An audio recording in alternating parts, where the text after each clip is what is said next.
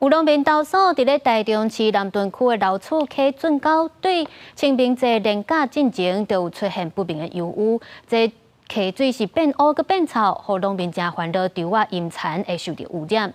环保局表示，伫咧第一时间就有启动应变，初步掌握到这污染源是水头的汽车修理厂。 溪水乌甲敢若活只共款，还佫有不明油污，而且传出阵阵的臭味。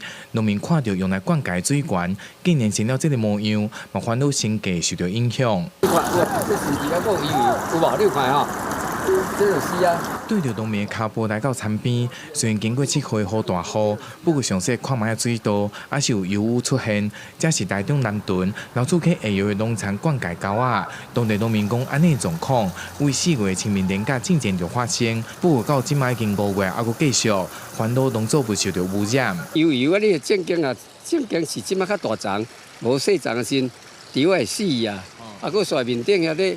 整理沟啊，你知疗处室咧整理，啊，所以加做叮当，伊就流对疗处室去。农民讲，这附近灌溉水源是来自老厝溪，不过我对约束顶游的工厂造成污染不断。而根据环境部2024年的统计，大多水污染的基查数量，但是且水污染处理次数，位居大多上尾算过来第2名。民众讲无法度有好处的作用。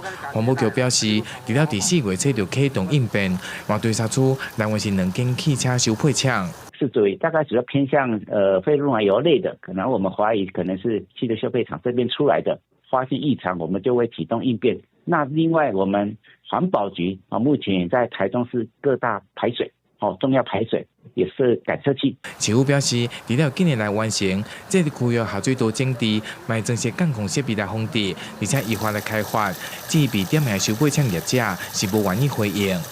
公司新闻台中报道。